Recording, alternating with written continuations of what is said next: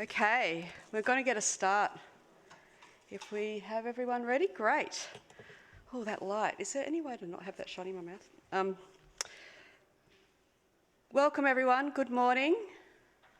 My name is Fiona York, I'm from Housing for the Aged Action Group, and I'm delighted to be welcoming you here today.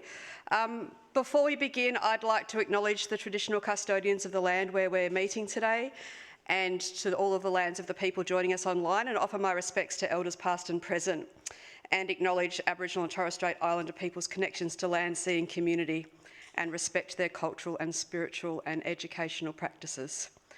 So, a little bit of housekeeping before we begin. This session is being streamed and recorded and will be available to delegates to view after the conference. And we'll be taking questions both from the room and online. So if you are joining us online, please use the Q&A tab to the right of your screen, and you'll find a copy of the presentations in the handout section, again on the right-hand side of the screen. So for those of you in the room, we ask that you please keep your questions a little bit succinct to enable for us to hear from as many people as possible, and there will be someone with a roving mic going around as well.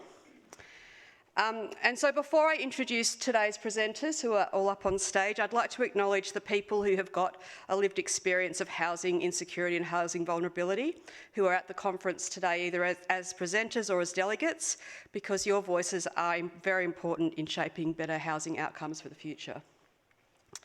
So now to today's session, it's called Designing Better Homes for Older Australians Living in Social Housing. A little bit of background about our organisation. We're a member-based organisation that was established 40 years ago, and we advocate for housing justice for older people. As many of you know, the rates of homelessness amongst older people is increasing. Earlier this year, we released some research with our colleagues at Swinburne, Curtin and Western University that analysed the Australian Bureau of Statistics data, and it shows that there are significantly more older people on low incomes who are retiring with a mortgage, who are living in unaffordable private rental, and who are marginally housed and homeless. Many older women face homelessness for the first time in later life, often due to unexpected life shocks like a marriage breakup, a loss of employment, illness, or the need to care for their families. Many other older people have experienced long-term and persistent disadvantage throughout their lives and may be prematurely aged due to their experiences of homelessness. There are very few options for older people to find housing that they can afford in places where they want to live, and this has got adverse impacts on their health and well-being and their ability to age in place, placing pressure on the emergency housing and crisis hospital systems and resulting in premature entry into aged care. So public and community housing is an appropriate option for many older people because it provides security of tenure and affordability. But despite older people making up more than a third of social housing tenants, it's unusual for occupants to be provided with targeted support to age well with independence, choice and participation. So in this session today, we will be hearing from 3 programs that offer support models and purpose-designed homes for vulnerable older people and we will reflect on what is required when designing models tailored to older people and share some lessons that may benefit more older people and communities. So I'm now going to introduce today's presenters. So firstly, we have Luke Garswood. He is the CEO of Connect Victoria Park Inc., which is based in Western Australia and has an extensive background in disability and ageing, in advocacy, policy, including an experience as working as a ministerial policy advisor and in government on ageing and home care policy. His current role as CEO of Connect Victoria Park has provided the opportunity to explore and implement practical approaches that utilise our community's strengths and build the capacity of individuals to age in place. Then we also have with us Wintringham representatives Cassandra and D. Dee is a resident and she is presenting with Cassandra, who is the coordinator for Wintrinkham's Audrey Rainsford Supportive Housing. Over the last 13 years, Cassandra has worked in a variety of roles in disability, mental health and housing and homelessness, and she is passionate about supporting people experiencing homelessness and has a particular interest in thriving communities. And lastly, we have Sophie Dyring, who is the Director of Schored Projects, an accomplished Melbourne-based cross-disciplinary practice focused on socially responsible and sustainable design solutions. Sophie, as an architect and landscape architect, leads her team in designing and delivering much-needed social and affordable housing projects. Her clientele includes state government departments, Victorian municipalities and community housing organisations. So, welcome, everybody. Looking forward to the discussion. So I might ask you, Luke, to come up first and talk about what's going on in WA. Thanks, Fiona. Thanks very much, Fiona. Appreciate the opportunity to speak today, and I too would like to acknowledge the traditional owners of the land that we're meeting on and acknowledge that this is Aboriginal country, and I suppose lend my support to a very reasonable request from Aboriginal people across Australia for voice, treaty and truth. So it's great to have the opportunity to speak today, and I'll bore you with some PowerPoint slides, but I hope to keep it a bit interesting for you. Our mission at Connect Vic Park is to collaborate with older people to increase wellbeing and support ageing in community by providing housing and services. Older people have made it clear to us that they want to be actively engaged in their ageing journey and their community, and they want to be treated with respect for their lifetime of experience and their skills, not patronised or treated differently because of their age. And sadly, the experience of a lot of older people is just that, particularly as they interface with the aged care system. From this base, we developed our housing and hub approach. We know from operating our 70 social housing units and from our contact with hundreds of older people through our hub, our village hub, that for many getting older can be a time of growth, an opportunity to pursue interests outside of paid work and invest in important relationships. So there's definitely an upside. But we do know it can also throw up challenges: increased health conditions and disability, a reduced income and sense of purpose after finishing paid work, and potential for increased social isolation or loneliness. We know that the older we get, the more likely we are to live alone. And sometimes our housing is sort of designed around that.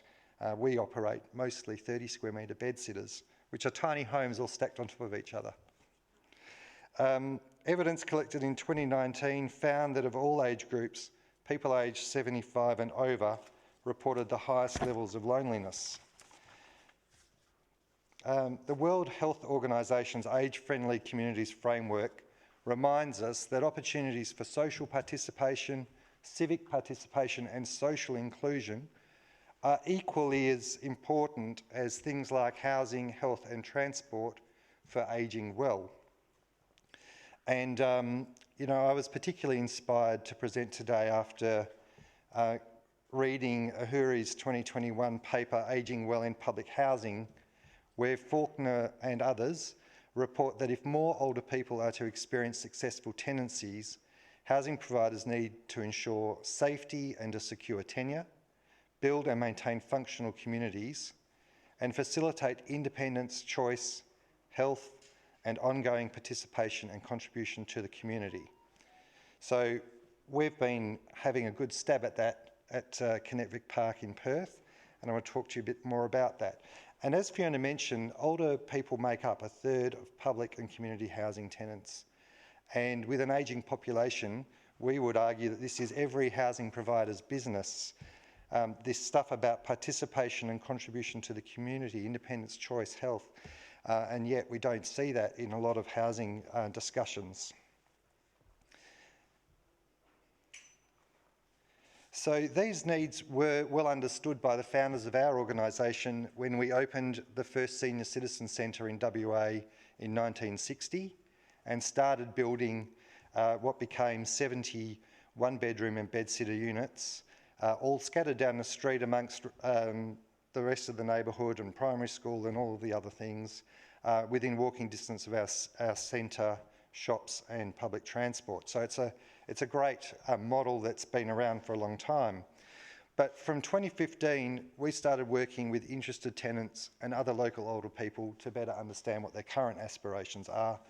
And so in 2018, we established the first village hub in WA based on the village movement from Boston in the US. And we utilised the strengths and talents of older people to cultivate social connection, healthy ageing, lifelong learning and mutual support. So there are now, we've been operating for just over 5 years with the Village Hub. There are now more than 300 financial members of the Village Hub, including our tenants and many others who use the Hub. So our Hub is made up of members volunteering their skills and time to lead interest groups. They can access one-to-one help from each other and from staff. They attend workshops on issues impacting on independent living and wellbeing and join paid classes with professional facilitators and attend social events. So it's a pretty big offering with more than 25 things happening every week out of our centre. I'm going to show you a very short video. Please excuse the quality, it's quite amateur. Oh, actually I shouldn't have said that, my staff are going to hear that now. But it's got some really, it gives you an idea of what we do and it's a bit of fun there usually.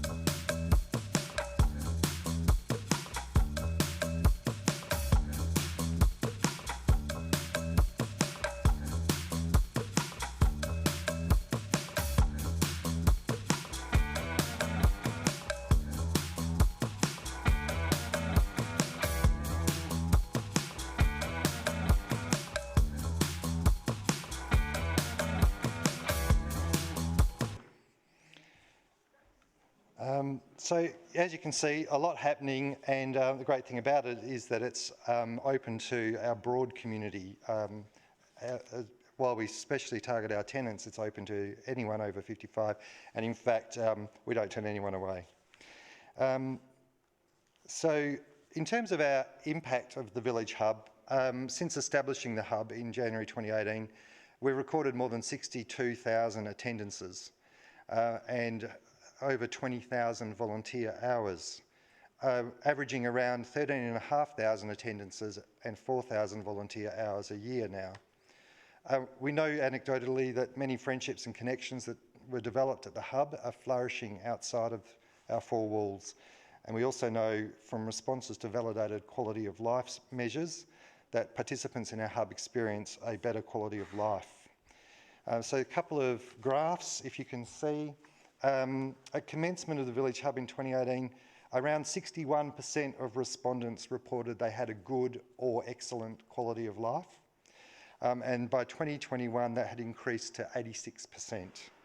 There were also improvements reported in levels of physical energy, ease in meeting new people, access to information to support independence, and sense of belonging. We've also regularly surveyed people using a tool called Culture Counts, and in 648 responses, 80 to 90% of Hub participants consistently report positive impacts on physical and mental well-being, feeling connected, safe and welcome. We've partnered with the University of Western Australia and had researchers also explore impacts of our program. And they found that participants in our hub experienced increased motivation to engage, increased social connections and improved their levels of exercise. And this is now being published in journals by the CSIRO and Johns Hopkins University. Our hub is now part of a randomised controlled trial that UWA is conducting along with Royal Perth Hospital that will explore the benefits of our approach for people aged 50 and over with chronic health conditions. So what does that mean for our tenants? So for our tenants, it allows us to provide more than a roof. And there's a bunch of our material at the back of the hall if anyone wants to take it when they leave. The free membership and the close proximity of the hub to the tenants' housing allows them to access opportunities they need for a good quality of life and a successful tenancy. So far, 64% of our current tenants have utilised the hub at some time, with many using it frequently. Tenants actually run our community lunch, our weekly bingo fundraising and our older adults outdoor adventure kayaking and bushwalking program. They're active participants in our choir, book club, creative writing group and our dancing and physical activity classes. They also receive one-to-one assistance from each other and staff, including with digital literacy. The values that drive our hub also inform our tenancy engagement strategies, and we've successfully supported the development of a fire awareness brigade and a group dedicated to waste management and recycling from within our tenants, and we've got an active gardening group. A housing officer uses rent inspections to explore tenant satisfaction with their level of social connection and support, and supported referrals are made where these are required. And we have an in-house maintenance officer who's based at the units, who's also got great people skills, and he's also there to help ensure tenants' needs are met. Just to give you some specific feedback from our tenants about their feeling around our housing and hub approach. On a 5-point scale from strongly agree to strongly disagree, tenants overwhelmingly report that they feel their unit is their home much more than a rental. That they're a part of a community, that they can approach us for support, and that they feel safe and secure in their home. So I don't know if you can see the measures there, but you know, it's at least 80% of tenants are responding that. So while we would love to see more of our tenants engaged in the hub, at only 64% at this stage, 81% of tenants say that they feel a part of a strong community, right up to 90% for some of the measures. Tenants also report that they are very satisfied with the overall quality of the housing service at 90%, and that the maintenance and the condition of their units is also highly satisfactory. We find this particularly pleasing because our units are mostly 40 to 50 years old. They're bed-sitters, or most of them bed-sitters, and they have original kitchens and bathrooms. So while we've been working to address that and have refurbished almost half of them, to have those sort of high satisfaction levels in some very old stock is, I think, I suppose speaks volumes about what else you can do when you've got some pretty old housing. In terms of the benefits for the organisation, these figures might not sound high to you, but for a very small organisation with 70 tenants or 70 dwellings, the addition of the hub has increased our staff and our income, or our income's increased our staff and our capacity to respond to tenant needs. It's also increased our relevance in our local community and has grown our network of supporters and partners. Both Connect and our tenants benefit from these broader networks. So, these things don't cost nothing. We've invested approximately $400,000 over 5.5 years in the hub, but it's raised more than $1.2 million in funding and grants, memberships, fees and donations since this time. The increased income allowed us to increase our staff cover and strengthen the capacity of our small team to address tenant needs and run a professional housing service. And we've also recently received $1.1 million in grants to improve our housing and achieve registration as a community housing provider, and believe that this would not have been possible if we'd remained inward-looking and solely focused on meeting the needs of our own small tenant group. So, in conclusion, I just would like to say that our housing in a hub model does address many of those key ingredients that Faulkner and others identified in 2021. Safety and security, supporting independence, choice and health, and facilitating community participation and contribution. And we've got more sustainable and successful tenancies as a result. Our efforts to build a supportive community has been assisted by our positive approach to ageing, our commitment to collaboration, and building on the considerable skills and strengths of older people, and by being actively inclusive. We'd say, if you're not already, and I'm sure that the fact you're here is a good indication, that it's time to pay attention to the environments that older tenants are living in. It's not just about the buildings. It's time to facilitate positive opportunities for ageing well. We need a commitment from housing providers so that older people have that better quality of life and that tenancies don't fail. Because for this cohort, if tenancies fail, it can often mean pretty dire outcomes, including premature admission to residential aged care. So we believe this approach is transferable to other locations and organisations interested in providing better tenant outcomes for this growing cohort, and we're ready to share our knowledge and experience to help this happen. Thanks for your time.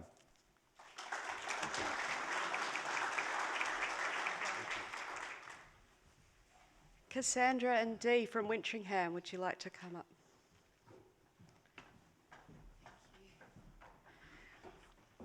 Hi. So for those of you who aren't familiar with Wintringham, it was established in 1989 in response to the frustrations of watching elderly men and women die in homeless persons' night shelters, unable to access mainstream aged care services. Elderly residents were thought of as first and foremost homeless, and so accessing appropriate care was difficult. Wintringham's first service was a residential aged care home in Flemington. Over time, Wintringham has grown our services to meet the needs of our clients. Wintringham Housing was created to manage and develop our significant holdings of social housing stock. Uniquely, we reserve our housing exclusively for people over 50 years of age, or 45 if Aboriginal and Torres Strait Islander. Wintringham believes that older people who have experienced homelessness require a unique and expert approach. Many people who have experienced homelessness have also experienced high levels of stress and trauma, lack of access to proper nutrition and healthcare, social isolation, all of which impact on how someone ages. When considering housing solutions for older people who have experienced homelessness, it is important to take a holistic approach, which not only looks at current needs, but also considers past and future factors. Wintringham advocates for a housing first model of support. Housing first permanent supportive housing programs quickly move people experiencing homelessness into permanent housing and wrapping around services. Wintringham does this by consolidating multidisciplinary teams in allied health, housing support case management, tenancy management, recreation, in-house maintenance, aged care packages, NDIS services, and to create and tailor flexible and individual support. Dee and I are going to speak to you about one of Wintringham's newest additions, a beautiful building located in the heart of Carlton, Melbourne, called Audrey Rainsford Supportive Housing. And that is it in the picture there. And this is some of the shots of the inside of the apartments. So Wintringham and Homes Victoria co-designed the Audrey Rainsford Supportive Housing model to house and provide support for 60 older people who are currently experiencing homelessness or at risk of homelessness. The complex care model incorporates Wintringham's service offerings with the addition of a concierge security model in a way that is unique to the building, providing high levels of support whilst considering the distinctive factors of the environment and its residents. The building was originally built as student accommodation. However, due to the COVID-19 pandemic impacting on student populations, the decision was made to sell the building off as a whole, and Homes Victoria purchased it. They saw an incredible opportunity, and off the back of this success that Wintringham had had with the Homelessness to a Home program, in late 2021 we were fortunate to secure the opportunity to provide the support and tenancy management services. So key to the success of the project was the co-design process that we had with Homes Victoria and Wintringham, through which we were able to create a program that looked holistically at the housing and support needs of older residents and developed an environment which has nurtured a thriving community. Some of the notable elements of the program are a collaborative approach to service delivery, services based on-site, including housing support case management, a 7-day-a-week recreation program, tenancy management, and concierge security and CCTV. Self-contained apartments and shared communal spaces with the development of a strong community as a focus, and space to provide in-reach services such as allied health, legal aid and AOD services. Unfortunately, due to a number of factors at this stage, that area is yet to be completed. So as we approach the 18-month mark since the first residents began moving in, there has been plenty of opportunity to reflect on our journey's learnings. It would be hard to cover them all here, so I will just look briefly at some of the main ones. Initially, we were faced with the challenge of standing up a building in only a few short months. This was the first supportive housing program created by Wintringham, and whilst we were able to utilise the incredible collective knowledge and expertise of our team, it was still no mean feat. It was very important for us to create an environment that was welcoming and provided people moving in with a sense of safety and security, and this meant we needed to be prepared for people's arrival.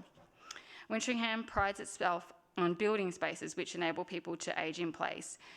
This is extremely beneficial for residents if their health declines over time, meaning they can maintain a consistent and familiar environment and stay in their home for as long as possible. Unfortunately, as the building was already completed when we took possession, and for a very different resident cohort, we were cognizant that some people may need to move into other Wintringham housing as their mobility declines, which is obviously not ideal. The process for nominations of prospective residents was significant to the success of the program and designed to look holistically at each individual, whilst also considering the other tenants in the environment. This is important when working in a high-density, high-rise environment, which can be challenging for anyone, but can be amplified when coupled with other social and health-related issues. Our aim was to foster a community, and we tried to be thoughtful about including people who were also seeking that type of environment. Being able to access brokerage to assist new residents in establishing their homes, many of whom came with only a few bags of clothing, has been another key feature of the program. To stretch the money as far as possible, we made the decision to purchase flat pack furniture. As we tailored all purchases to the residents' needs, this meant we couldn't purchase in bulk or pre-assemble anything. It was one of the decisions which, in retrospect, created a huge amount of additional work for the team, but also meant that we were able to get more value for our money. And whilst part of me hopes to never see another piece of flat pack furniture, I also remember a conversation I had with one of our residents at our first birthday party, and it reminded me of the positive impact that this decision had. This gentleman had been carrying around a bed with him for more than 10 years. A bed frame, I should say, sorry. It was special to him because it was one of the few things that he still possessed from a time before he had lost everything. Using the brokerage that we had, we were able to provide him with a mattress for that bed frame and some other furniture which was tailored especially to his needs. He told me that that day he entered his new apartment, he felt like a king. And every time I recall that conversation, like now, it makes me emotional because I think everybody deserves to feel like a king, even if it's just for one day. So Wintringham believes that part of the key to the success of Audrey Rainsford's supportive housing has been the integrated service model, which enables staff to be very responsive to any challenges that the tenants are facing and to work collaboratively in a way which is tailored to the individual. The housing support case managers have a caseload of residents that they work closely with, developing rapport and creating a safe space for growth and linking people into supports in the community.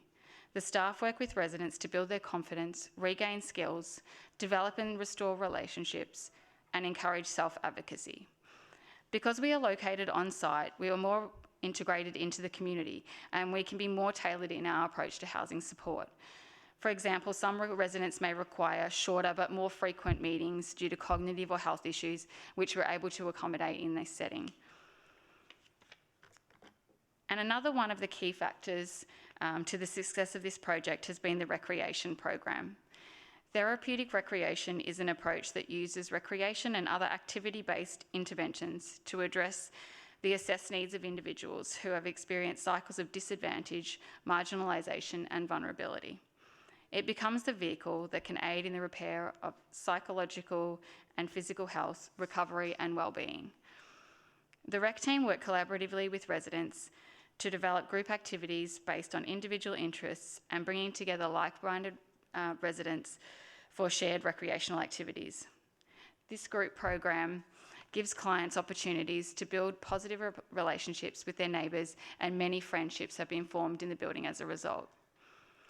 So this is the place that Dee now calls home. And I've been privileged to witness the profound impact this model has had on people's lives and their ability to create a safe space which understands, respects and values the challenges that older people can face in finding safe and secure housing.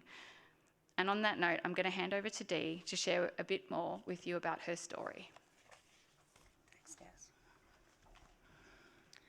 Good morning, everybody. My name is Dee. Sorry, I'm nervous. My name is Dee. I have been one of the lucky residents of the Audrey Rainford House in Melbourne, Victoria for the last 14 months. Unfortunately, my life prior to this for the last 7 years was dealing with domestic and family violence, which in turn led to homelessness, mental health issues, drug addiction, and being in extremely dangerous situations. 5 of these years was spent couch surfing, in hotels and motels and in boarding rooms. In 2020, during COVID, I was offered supported crisis accommodation, with Osman House. Once I had stable accommodation, I was able to start working towards my goals. With the support of my workers, I got on the Bubadol program to help with my drug dependence. I sought mental health and trauma counselling, reconnected with a GP and addressed my housing issues. After 8 months, I was offered long-term housing with Wintringham through the H2H program with support from Melbourne City Mission and Unison. Wintringham has offered me safety by providing me with 24-hour CCT security, 5 days a week of various supports and an after-hours concierge. They also offer an awesome rec team with activities for tenants to help with social connection, and it's also given me a quiet, peaceful place to enjoy my gardening and painting, which is so important to my mental health. Since being settled into my secure, safe home, I have remained successful at being abstinent from all drug use. I've had my dental concerns treated and been able to recover from serious health issues and to prioritise my overall physical and mental health well-being. Going forward, I wish to start studying to work as an AODP support worker to establish myself as a happy and productive member of the community. I am now involved in a community group called Need to Know, who publish a magazine with information that provides information to be able to survive the streets and stories of hope and inspiration. This group is incredibly important to me as it's given me a platform to use my lived experience to help others in the homeless community. Sorry, I'm shaking. Whilst living at Audrey has been wonderful, I think that they could benefit from having a rec room that could run classes on upskilling and workshops on personal wellbeing, health, first aid as such, to provide a place for tenants to learn and socialise in a familiar and friendly environment. I also believe that having regular support from AOD counsellors will be extremely helpful with people still battling with their addiction and recovery to stop the cycle of homelessness. I would like to say thank you, as I am extremely grateful for all of my support, as I don't believe my recovery would have been as successful without it. Thanks for listening to my story. I made it.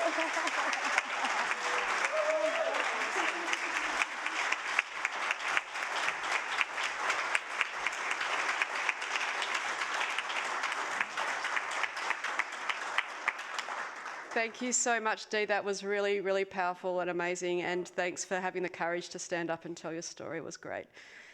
Hard act to follow, Sophie. Would you like to, would you like to come up?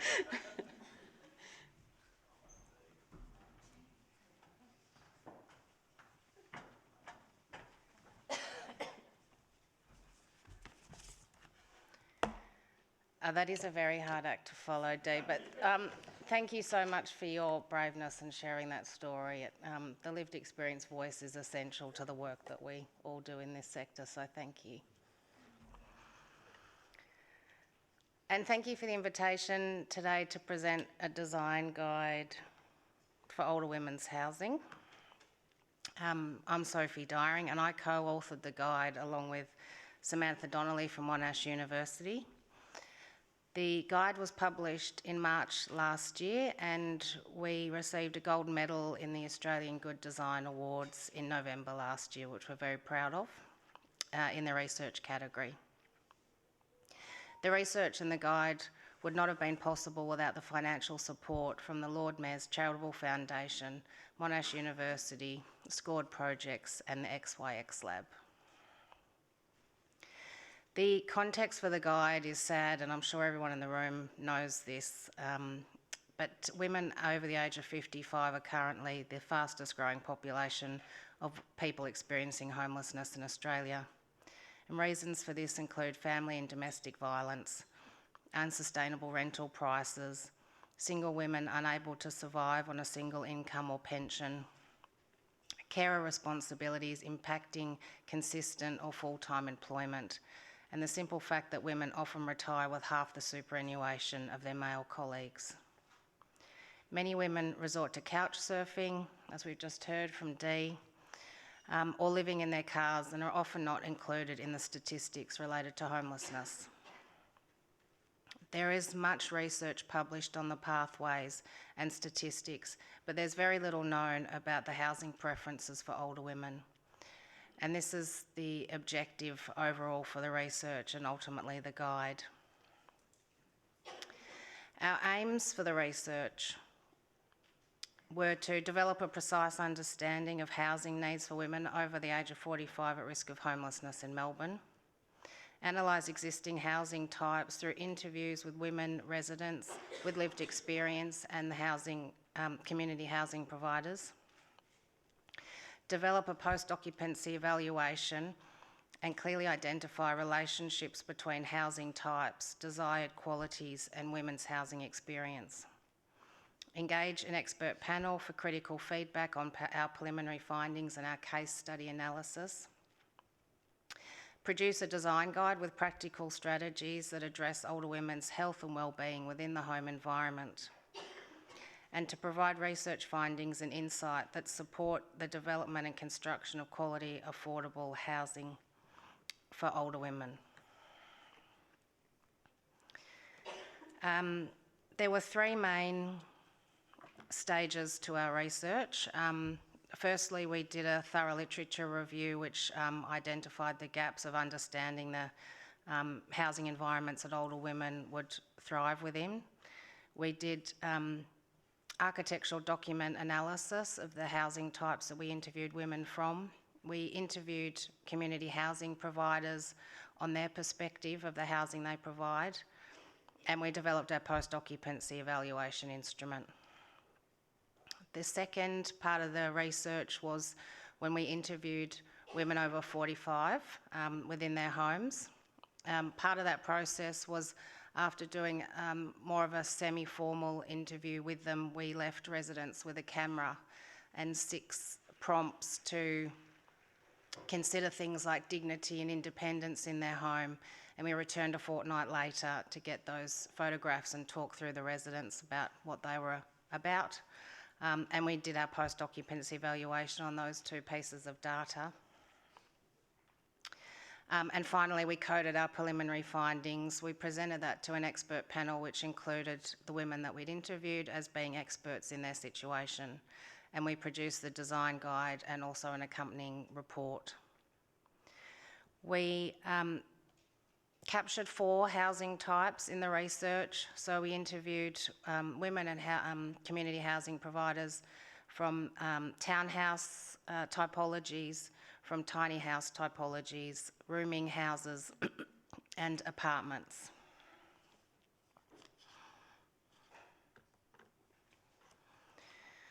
There were 14 specific summary findings from this research with women with lived experience, and I'll just point out a couple of the more unexpected ones here. Many older women stated a preference for an additional space which allowed them to work, study or provide space for a visitor to stay, or a 1.5 bedroom unit. Older women showed preference for multi-unit developments over freestanding housing types, which had reasons to do with safety. Older women do not necessarily want to be close friends with their neighbours, but they value their privacy while acknowledging the benefits of social inclusion. Older women are not always keen gardeners, but many become active gardeners when they have their own housing. Domestic and family violence was one of the main reasons for women having to leave their previous homes. Many older women had to start over again. Trauma-informed design of existing and new housing improves outcomes for older women who have experienced violence. Many older women stated their housing made it possible for them to work, study, exercise or create. Before accessing housing, they lacked the space and the confidence to do these activities. And older women's overall health and well-being improved when they had access to long-term housing. They attributed their positive outlook, sense of belonging and ability to thrive to their housing stability. From the interviews with women of lived experience, we identified 7 key themes or values that were consistent. Firstly, comfort. Older women, comfort is affected by physical and mental states of well-being and security, as well as external factors including noise, lighting, temperature, humidity and ergonomics. Connection. For older women, social interaction with people and connection to nature and the local environment is important for them to create a sense of belonging. Independence. The ability of an older woman to care for herself depends on her physical, financial and mental well-being. Noise. We identified 3 types of noise through the research. They are the noise of other residents within your building, people outside of the building and machinery and vehicles. Being able to control noise was important for well-being. Personalisation.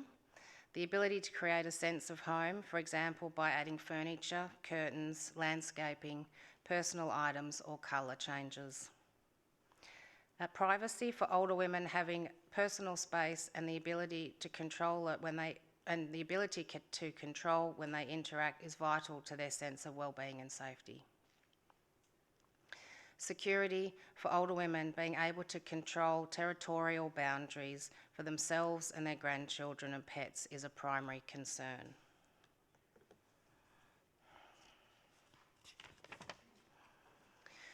So within the design guide, there are 9 chapters, or what we call design principles.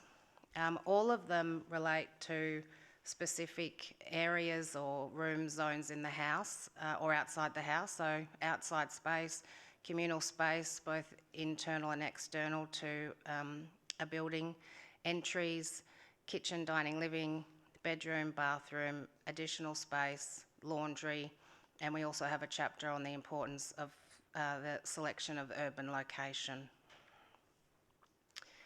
Each of these chapters is laid out across 6 pages, and they're broken down into a conversation about the objectives of that space, the components, strategies to avoid and to include, and then a discussion of that particular space, how it relates back to the housing types that we spoke to women within.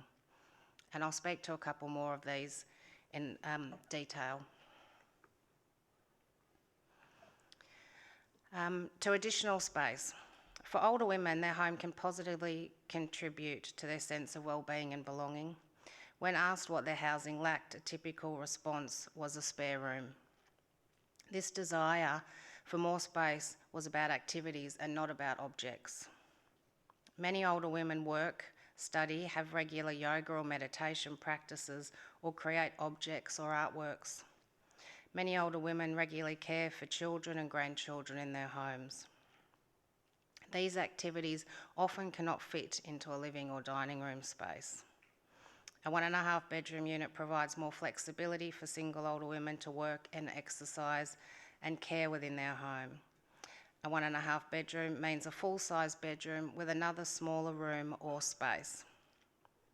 This additional space is ideal for accommodating younger children or family members for short periods. This may be an area in which housing for older women differs from general social housing, the continued commitment to caring for others and looking after themselves. Entries are at the very heart of what creates and defines the boundary of an older woman's home and her sense of security. Entries to buildings, yards, and dwellings are thresholds that provide a secure line of defence against unwanted visitors. Many older women have survived violence or trauma in their lives and appreciate the security of well-designed and well-maintained building and dwelling entrances that assist them in recovery. Building fabric infrastructure such as solid doors and good artificial lighting at entry points is non-negotiable for older women. Hardware fixtures such as deadlocks, security screens and door closers can contribute to older women feeling secure in their private homes. And hardware devices such as intercoms, security cameras and spy holes give older women a choice about who can approach their private home. When designing bedrooms for older women, prioritise this space within the hierarchy of the home. Older women value a bedroom that is comfortable and warm. Careful consideration of room orientation, heating and cooling, colour palette and materials, storage options, and an older woman's ability to personalise the room easily contribute to positive qualities in her bedroom. Depending on other accommodation within the home, the bedroom of an older woman can also function as the spare room for grandchildren or a craft room or a place to exercise. For older women who use the bedroom for multi-functions, the size of the room is important.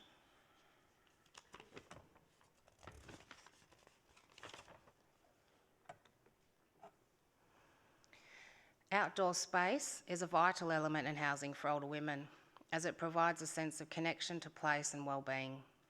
When outdoor space is hard to access or maintain, this valuable asset becomes burdensome for older women and housing providers to manage. Consideration should be given to the design of the outdoor space to enable women to personalise their spaces by adding furniture or additional planting. A sense of belonging and agency in indoor and outdoor spaces is essential for older women to thrive. Outdoor private space provides an opportunity for pets, for engaging and educating grandchildren, a place to sit in the sun, and a place to pursue crafts. Communal outdoor spaces provide opportunities to have a coffee with neighbours or friends, to work in the garden together, and increase a sense of belonging and strength in the housing community. Well-designed bathrooms increase older women's ability to look after themselves, with good lighting, ventilation and quality surfaces. Access to one's own bathroom provides women with comfort and amenity. Many women stated that they could share a kitchen but preferred a private bathroom. The bathroom is where we usually begin and end each day. It is often a place of solitude and an opportunity for relaxation and refreshments. Bathrooms should provide a sense of comfort and dignity for older women. Safety and privacy are concerns in bathrooms as women age, and these can be mediated with well-placed openings and fixtures, lighting and finishes that reduce the likelihood of accidents.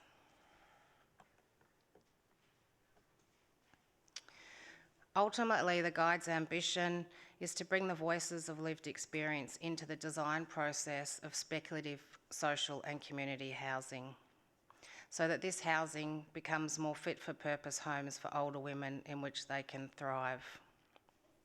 These are two projects by Schored Projects that were included in the interviews. It's the townhouses with women's property initiatives in Coburg and the Harris Transportable project with Launch Housing in Footscray. This is the guide. It is an open resource, downloadable through the Monash University website. Thank you.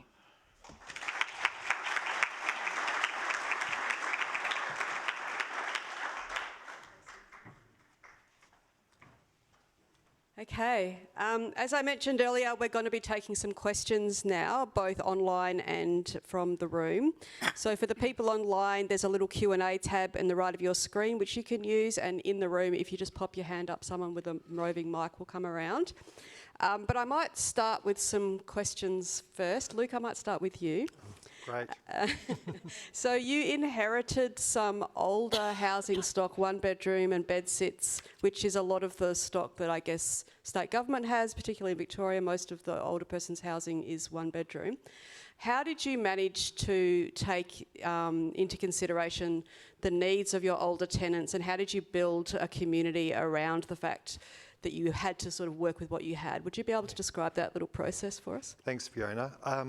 Yeah, I mean, we were lucky that the housing is in a great spot and really close to a lot of services, and of course the community centre that's also been there for a long time. So, you know, a lot of hard work was done. But yeah, these very small units, well maintained, but certainly very confining, and certainly doesn't have a lot of what we've just heard older people and older women in particular would like and need. So I think building that space and activating that community centre that we already had that was pretty dire and dull provides another place for people to come, so it sort of makes up for a bit of the lack of space people have at home. You know, we do allow and encourage some celebrations at our centre, so people have had birthdays and school reunions with their class friends and those sorts of things in the building. So that kind of helps a bit as well, but really I suppose providing people the opportunity to get to know their neighbours better, to make links with other people in the community, means that you don't have to sit at home in your very small four walls. Where we've been able to do refurbishments, and we're on the way to half of the units having been refurbished in the last 5 years. You know, we've given people some choice around colour palettes, and we've used an OT to make sure that we've designed things better than what they are in terms of some of the bathroom spaces, and we've knocked down small walls and things like that. So, but yeah, really about giving people as much choice as we can, and we've got a couple of people who, you know, completely transformed what is a very dull place because we've allowed them to put wallpaper up or, you know, those sorts of things. So it's, yeah, that's what you can do with what you've got. But in terms of building new stuff, which we all aim to do, I'm really looking forward to using that guide. So for that, I might lead on to you from that. You mentioned that one of the things that you looked at was the ability to sort of personalise things. Would you be able to describe what that means and how important it was, I guess, for older women to be able to make the spaces their own? Yes, thanks, Fiona. Yeah, that was a recurring theme, most definitely. Women, I think probably all of us actually, you know, want to have some kind of agency and choice in the spaces we live in.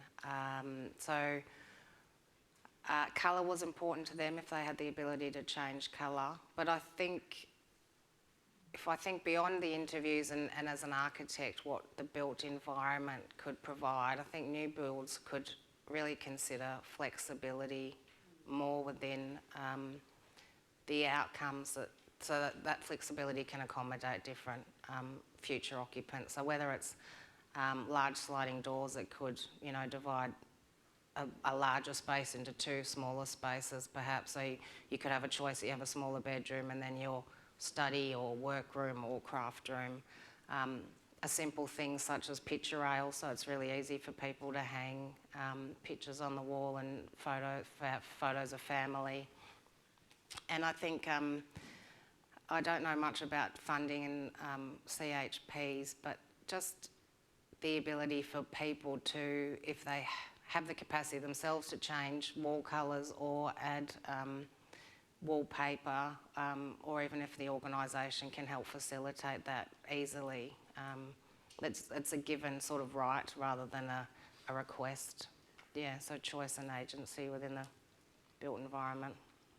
Sort of simple things that people can do. Yeah. I might ask Cassandra and Dee a question now, if that's okay. So obviously we've heard that older women are the fastest growing group of people experiencing homelessness in Australia.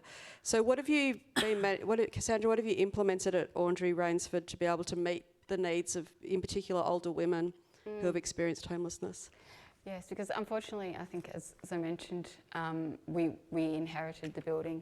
We didn't get to build it. We didn't get to implement some of those sort of design features that Wintringham usually does put in place. I think one of the really exciting things about this project was that embedded in the program, Homes Victoria put a condition that there would be at least a minimum of 50% women, or more than 31 places for women from the 60.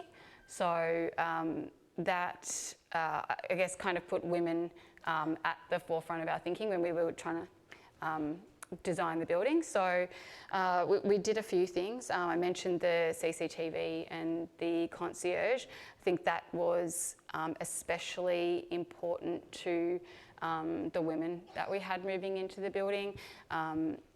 You know, I think also, as Sophie acknowledged, like a lot of the women that we have living with us have experienced trauma, family violence, often perpetrated by men. So we included women's only floors in the planning of the building. And what I think we found was really interesting. So we originally had like a combination of different types of floors, I guess, with women's only floors. When we put out for people to nominate, we got a lot more interest for the women's only floors. If there was a mixed gender floor, the women tended to sort of indicate in their applications that they would accept it if you know, there wasn't an opportunity for a women's floor, but their preference would be for a women's floor. So we really listened to that feedback along the way, and we ended up increasing significantly the number of women's only floors. We have quite a lot of floors. There's 12 floors in the building, and I guess that's another good element to combat the fact that it's a high density high rise, is that the most people living on a floor is 6. So that also, I think, you know, was especially important to some women, having only a small number of people on their floor, and went to some of the things that you were talking about, Sophie, about like noise and those sorts of things, because that does reduce that somewhat, even though it's still a high density high rise. We have fob access to the building, and the concierge security are there overnight. They sit at the front of the building, and I think Dee might want to talk a bit about what that kind of meant to her. But you know, the residents all have the phone contact of the concierge. So for the women, that makes them feel, you know, confident and comfortable overnight, that they can directly get support if they need it. And the fobs only access the individual's floor, so that gives them a sense of control over who sort of is coming into the building, and because they have a small number of neighbours that they get to know, you know, so that impacts on that as well. So yeah. Thank you. And Dee, what do you think has been the most important things, or what should people in the room and people online consider about designing housing for older people? I think just the fact that, well, all of us have experienced homelessness, but we've all been through different situations and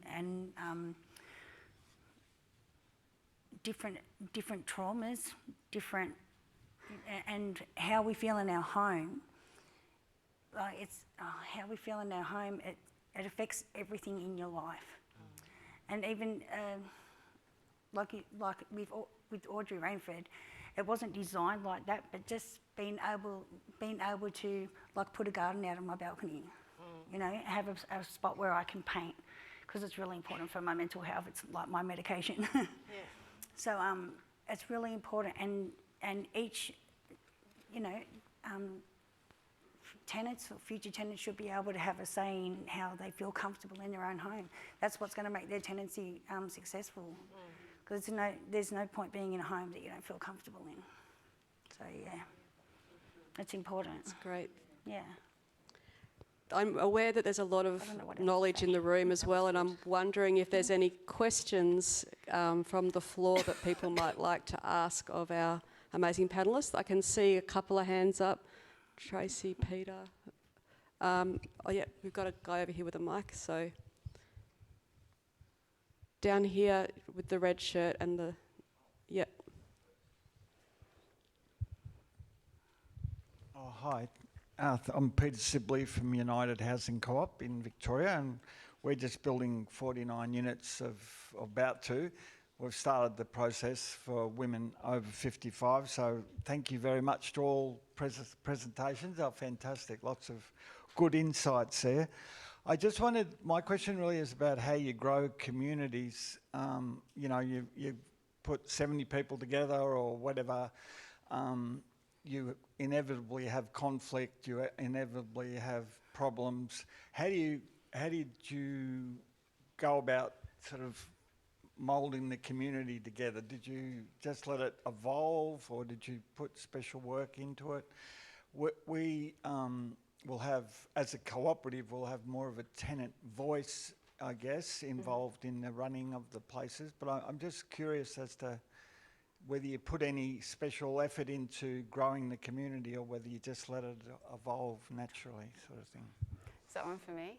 Yeah, I right. guess you too. Yeah, so definitely was something that we considered. As I said, I think from before we even had people move in, community was at the forefront of our mind. So it was part of the process of people nominating. We were looking for people that wanted to be part of community, because I guess with the type of environment that we had, it was important to sort of like foster good relationships between the tenants. So I think we're very fortunate at Wintringham. As I mentioned, we have a lot of different service types that we provide in-house, and that means that we can work really collaboratively to respond quickly to things, but we can also work really collaboratively to support the community growth.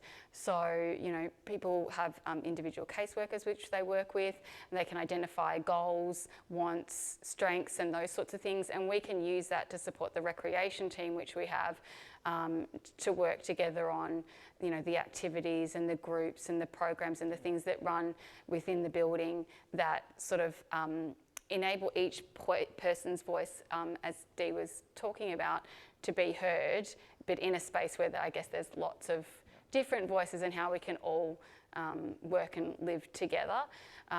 One of the things that Dee mentioned that would have been really great for us to have, and we don't quite have, is we have a large area downstairs which in the design is supposed to be a community area, and I think that it's really important for people to have their private home, their safe space that provides them with everything, but also have those community areas that they can go to.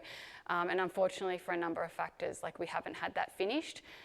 We've sort of at the moment using one of the apartments to provide that community and recreation space, but it's not purpose built, and it's not large enough for 60 people. So I think that is one of the things that I would say is really important, is making sure that everybody's voices get heard and that you have space for people to be able to do that comfortably in. Yeah, I'll just quickly add. So yeah, we've got a similar number of people, about 70 60, yeah. yeah, We've yeah. got, yep. But our people, our flats are 5 separate blocks of flats scattered down the street. So there was some existing community within those flats. There was also some existing tensions. Yeah. But I suppose having that community space in close proximity and putting on lots and lots of trying a lot of different things to see what people were interested in and inviting the community in means that people who didn't live near each other now know each other. Not everyone, of course, but and then there's, you know, friendships that are formed with people who don't live in our housing that are also important. So I suppose, you know, just because you live near each other doesn't mean you're going to be friendly or friends. Hopefully you're going to be friendly, if not friends. But you know, bringing in the broader community, inviting them into to a sort of positive ageing sort of atmosphere has provided that sort of community building opportunity. Within the tenancies themselves, we've done stuff around, you know, vouchers for Christmas parties. So we give, you know, Woolies vouchers to a block if they want to put on a Christmas party. We've had blocks come down to the centre and celebrate one of their neighbours' birthdays because they were turning 90 or whatever it was. So just any way possible, basically. And then tenant engagement on stuff like we need some fire wardens. How are we going to make sure that we all know how to evacuate if there's a fire, and how are we going to make sure we look out for our neighbours who might not have good hearing, those sorts of things. Okay, thank you. Tracy, I can see out here Tracy's got her hand up. Peter, we found in the research too that not everyone wants to be involved in the community, so there needs to be a buy-in, buy-out as well. Yeah, there needs to be choice. So there was a sweet spot from the women that we spoke to of sort of 25 to 30 as a community size, felt good to them, and reflecting on their housing past and where they were living in currently. So where communal spaces are designed within a housing community are really important, so that there's not informal ownership if it's too close to a couple of units. Or so how they're designed and where they're designed is very important, that they feel, that everyone feels like they have partial ownership of it, but you can buy in or buy out of doing it. I would just quickly add, so that sort of, what did you call it? Informal ownership. It was a bit of an issue, you know, 6 or 7 years ago, in that there was a particular group of tenants that ran the community centre, and it was very exclusive and very fractured. So actually bringing in a staff person who took on that responsibility, and then giving ownership over the various activities that happen within that centre meant it was a neutral space that people, so they could come and say, oh, I'm really interested in starting a book club. And we found a space for them to do that in, rather than them having to go and deal with the guy who liked to wheel clamp their cars if they parked in the wrong spot or whatever. Tracy, did you want to ask a question? Yeah, Tracy Adams, Housing Older Women. I'll just make some comments. You know, I've got quite a lot of experience in community building and citizen-led housing. I just want to say that community building is essential for people at any age, but particularly once you're a parent and onwards. And there's a lot of fantastic literature out there in the co-housing movement and the community-led housing movement, like in books and online, that lots of very explicit how to, built on years and years of research and experience. So I highly recommend it. And if possible, you know, start with the community space, have regular meals and regular sort of events of conviviality, things that draw people together where they can hang out, eat, play music, things like that, have celebrations is really important. But also skills development, like helping people learn how to communicate well, how to give and receive feedback well, how to resolve conflicts, peer mediation, communication, how to run a committee well, how to run a meeting well. I mean, those are so important skills for all of us. I wish they were taught in schools, but especially if you're living in community, it's really empowering for people and really important. again, there's heaps of literature on how to, feel free to ask me. I also wanted to I'm here as part of the Housing Older Women movement. I'm 62, I'm a single older woman, I have lived experience of homelessness and currently living in pretty extreme housing stress. I'm part of a housing advocacy movement, and I read your report, Sophie, and others when it first came out, and I was very excited to read it. And also I was as someone who lives in a regional area, very acutely aware that it's very based on metropolitan women, and I would love to see a similar piece of research done for regional and rural areas. I talk to a lot of women in rural and regional areas who are like me. We live where we live. Like, I live 3 kilometres out of town in a little flat, but I've lived in sheds, and many of us, we live there because we want to, and our connection with nature, our ability to grow food, space to store our tools and things is more important to us than security. I have found that particularly women who've escaping domestic violence or sexual assault are more concerned about safety and security. But, I don't know if it's possible for anyone in the room, whether there's interest to do a similar piece of research for women in rural and regional. And I hear similar things, on Q Shelter webinars and things like that from women in rural and regional areas. We want different things. I mean, some of it's similar. We want agency, we want ability to modify, we want space to grow food, we want space for our grandkids to come to stay. But yeah, it's quite different. So anyone who's interested, I'd love to see that bit of research done. Sophie, are you aware of any rural and regional pieces of research? No, it was always our desire that we would extend the research, so we were very aware that it was very Melbourne-centric and urban-centric, but we have always had the desire to expand the research. It's just finding another grant to do so. So we've essentially set up the system that we can just apply now to other communities. It's a matter of, getting a little bit of funding behind us again to do that work, but it was always our intention. So, and it probably reflects people I know, but being able to grow food, having friendly neighbours, having solar panels and, green energy and all those kind of things, matter a lot. So. Yeah, I'd love to. So if anyone wants to fund more research that's in the room. There's one at the front and oh yeah, to you, yeah. Great, thanks. I found the guide really helpful, and I've passed it on to some architect students that Trace and I have been working with at UQ around housing older women and design stuff. And also I've been involved with some urban planning master's students as well. And it's really become, as part of our movement, quite a thing to think about design issues for ageing in place. And just recently I've been talking with a woman who lives in a newly developed multi-level unit complex, is social housing one, or anyway, social housing.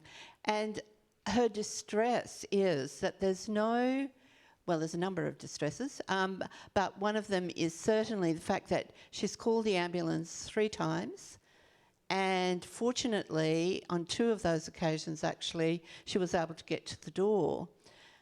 But on the 3rd occasion that was really difficult. Now, she's been trying to sort of advocate with the housing provider around that issue, saying, I'm really sick with worry that I'll die here on the floor because the ambulance people can't get in.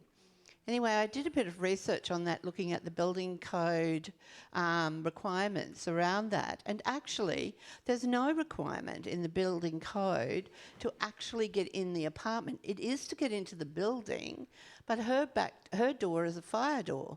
So actually, you can't really get in that door, and they'd have to get ladders up and get over the balcony and remove the sliding glass doors maybe as the only entry point. So I just thought it was a really interesting issue, and when I raised it with the housing provider, they said, you really need to raise this issue with wherever you can, with other community housing providers or with others that are providing housing for people where there's been no planning around access for emergency services. So I just mention that because I think it's, really critically important. It's a matter of life or death, really. Yeah. And other sorts of things like having a vibrating thing in your pillow and to wake you up for a fire alarm, or a doorbell that flashes a light instead of relying on hearing. There are lots of things that you might need to tailor to individual tenants to meet their safety needs and requirements. So I think those sort of things are really important. And I suppose the other one was looking at how this place, and you've done that in your guide, how does this block of places or this set of housing arrangements sit in this local community? And how do you get across the road, for example? And we did a design workshop with a group of architects and whatever, and they hadn't even thought about how it's going to take, this was on the Gold Coast, a lot for someone to get across this main road to a shopping area, and there was no pedestrian crossing anywhere for them to do so. So, they needed to really think about how does this community of people interact with this broader local area that they're part of, and how do you even do things like maximise a park and make that park work harder for more people in that, that are coming into this neighbourhood if you're doing density development or whatever. Yeah. Anyway, I just think those contextual things really matter. Yeah. Thank you. Thank you. Does anyone on the panel have any comments about those issues? I mean, I'd just add, so we, again, existing buildings, but, we've got volunteer key holders that have been police checked, and so because we had an incident where somebody fell and no one could get in. I'm on call, unfortunately. But there's also, a bit of personal responsibility around we will put up lock boxes for people. All right. Yeah. There's no solution that gets people through, gets emergency services through. Yeah, that needs to be addressed. Yeah. There will be eventually, I guess. But it's been, I know, it's crazy. And she was told that she should give her key to a neighbour. Well, I mean, how is that going to work in the middle? That's a silly idea, really. Yeah. Have you got the microphone passed over to here? Yep. I don't know. Maybe pop your hand up so the volunteer at the back can see. See down here, blue cardigan. Yep.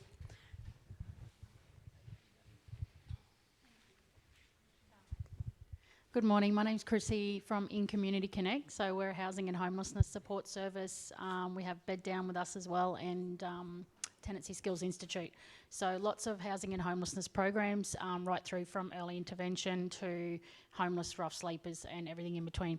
So I have lived experience with exactly what you just said. Not me, my auntie. So she fell in her social housing unit, and it was terrible. She fell and she had to drag herself to her phone.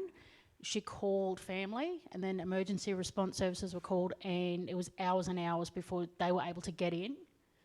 So that was really scary. We were all on standby waiting for them to get in and get to her. But I just wanted to acknowledge you, Dee. I wanted to thank you for sharing your story today. You really moved me to tears. And we have one of our programs which is fairly new. It's the Women's Club, and it's a space, non-clinical. It looks like a coffee shop, and it works because people who are on lunch breaks come in and ask to buy a coffee, and we're like, oh, this is a women's club for ladies only. So we want it to be non-clinical, a safe space for ladies to come in, have free support, warm referral pathways, and to get connection, I guess, and social interaction with other women who are vulnerable and experiencing similar situations. So we're seeing an increase in women. They have lower superannuation funds, they're empty nesters, they're widows, and they are divorced, experiencing domestic violence, fleeing all kinds of situations. So it's a really important program for us, and seeing the increase in vulnerable women is concerning, and getting those housing outcomes is beautiful, but I wanted to really thank you for sharing your story. It did move me to tears, so thank you, Dee.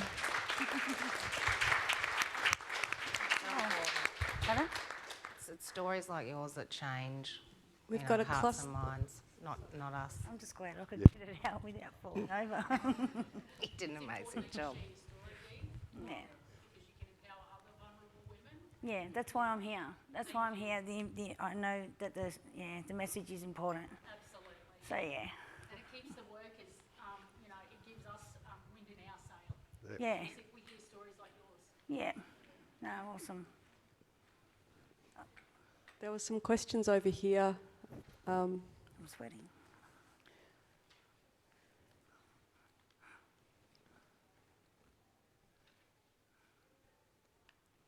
Did you want to pop your head? Yep. I think there's 5 of us. Priscilla Tran from City West Housing in Sydney. I had a question for Sophie, but I wouldn't mind getting everyone's perspective on this as well. I'm struck by the fact that a lot of the things that were picked up in your research, things that would be quite easily applicable to just general housing, would be something that most people, almost everyone would desire, although I guess the motivations or the thinking behind it might be slightly different. But I was curious about the additional space or room and wanting to get a bit more specifics about what you'd be recommending for that, whether in terms of area, position within the home, and whether or not it needs a door, things like that. If you could provide some feedback on that, that'd be helpful. Thank you. Well, I think it would be specific to the development itself. So there's lots of options. It could be a room that's sort of half the size of a bedroom, so maybe 4 or 5 square metres. And it could be a completely separate room, so you could consider it as, I guess, a separate study with a door, but it's large enough to have a single bed in there for grandchildren to stay, or even a carer to stay overnight if that was required in your future. So it could be a standalone room. It could be, we're designing some housing at the moment down in Victoria where we've just got very large bedrooms. So the bedroom is probably 14 or 15 square metres, so it's large enough at one end. One end is like your bedroom area with the robe, the other end could be where you have a desk to study or work, or where there's sufficient room to put your yoga mat, or, put down plastic and paint, or, turn it into a potting shed if you wanted to, because it's adjacent to the courtyard as well. You could have a curtain there, you could use sliding doors, so I don't think there's one specific way of doing it. It would depend on the building itself. Yeah. Hopefully there's some ideas of how to do it. Not particularly, no. I might just quickly go to a question online before we go to the others, if that's okay. So a question from one of the delegates online is that older Aboriginal and Torres Strait Islander people and elders have specific needs in their housing when it comes to ageing in place. What work are you doing towards this issue, and what learnings are there for other organisations? Any comments? We don't have very many Aboriginal people in our housing, and but we have a small number and have been working, and both women. So 2 out of 70, which of course is probably underrepresented, certainly for the need. So we've been talking to those women. I suppose one of the few things we've done is, we've deliberately had a couple of activities, and I mentioned it in what I said around being deliberately inclusive. So we've run intergenerational Noongar singing, and Noongar people are the people of the southwest of Western Australia. So we've done intergenerational Noongar singing workshops over a 12-week period where we did some work with a Noongar artist and primary schools and for adults at our centre, including our tenants. And we have Noongar language lessons. So we've deliberately, and we've acknowledged, appropriate celebrations and things. And so that's provided a good opportunity for our tenants to communicate our non-Aboriginal tenants to communicate or to learn about the needs of Aboriginal people and culture. But as far that's the extent at this point. But I